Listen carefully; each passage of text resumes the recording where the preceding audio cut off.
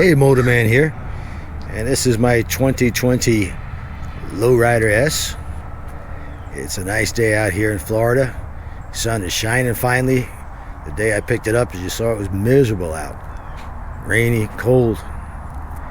But today, I'm going to be adding the very first modification I'll make to the bike. Not really a modification, just an important accessory. At least I believe it's very important. And my son happens to be home from the Air Force, so I'm going to con him into actually doing the installation while I talk behind the camera. I've got to figure out something. I know he's going to want to ride it, so maybe I could use that as a ruse. All right, Tony, show him what we got in the box.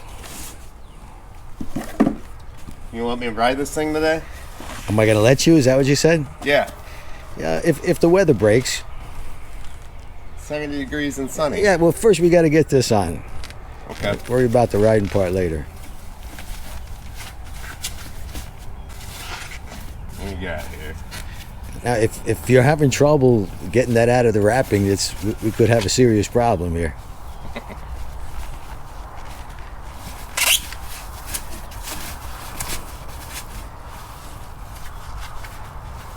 Oh, people are waiting until you got that all day. Come on.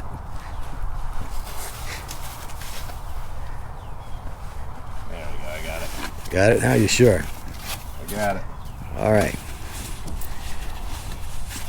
I think there should be some hardware in there too. There is.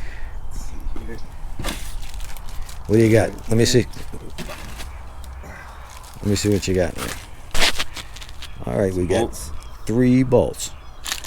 I think this is gonna be. You need instructions. There's 3 bolts. Don't even look at those. All right. How many times did I tell you, never read the instructions? That's an absolute last resort. This, by the way, is the Harley Davidson mustache bar, and the reason I got this is because I've tried some aftermarket crash bars before on different bikes, and they never seem to line up perfectly. What seems to be a simple thing turns out to be a nightmare. So I got the actual Harley Davidson part, and I'm hoping that'll line up perfectly, and we'll find out in just a second. All right, the very first thing you got to do is get these little plastic tabs out of the way. Right here. Got to pop that out because that's where the crash bar is going to mount. And I got Tony getting it from the inside with the needle nose pliers.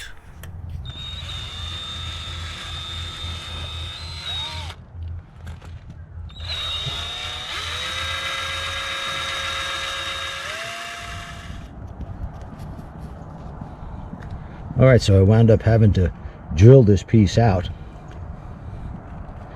and once we got one end off, I was able to yank it out from the other side with the needle nose pliers. But we won't be using this tab again, so no big deal. Just little things like this. You know, everything should go smoothly, but it almost never does.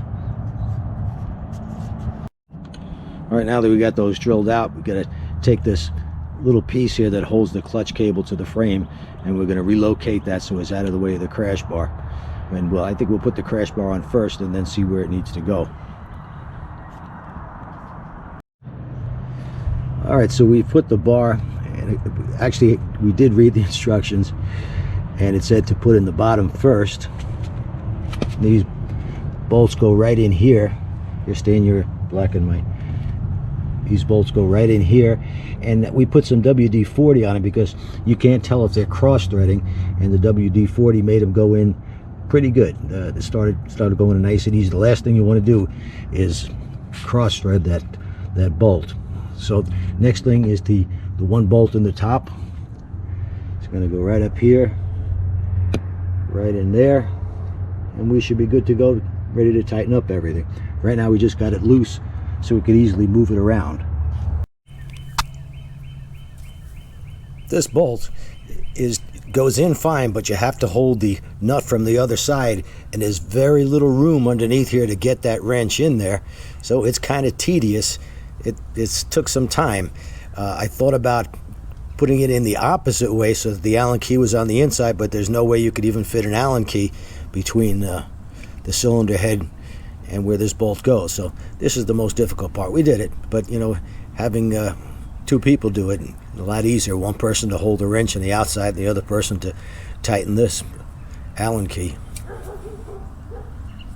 So we got the top one on, and that's what size wrench was that for the inside of it?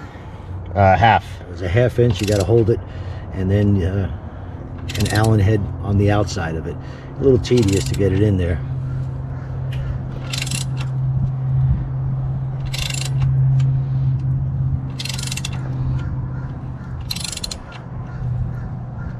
And this is best done with 2 hands or 2 people. So you got 4 hands, 1 person to hold the bar to line it up, and another person to get the bolts threaded. And remember, the last thing you want to do is have your wife help you.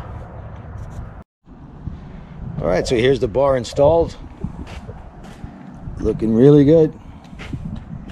And in case of a tip over, it will save you a bunch of money. Plus, on this motorcycle, being it has the mid controls, you need a place really out on the highway if you're taking a long ride to stretch out a little bit, and that's the perfect spot right there to stretch your legs. Tony, why don't you jump on here?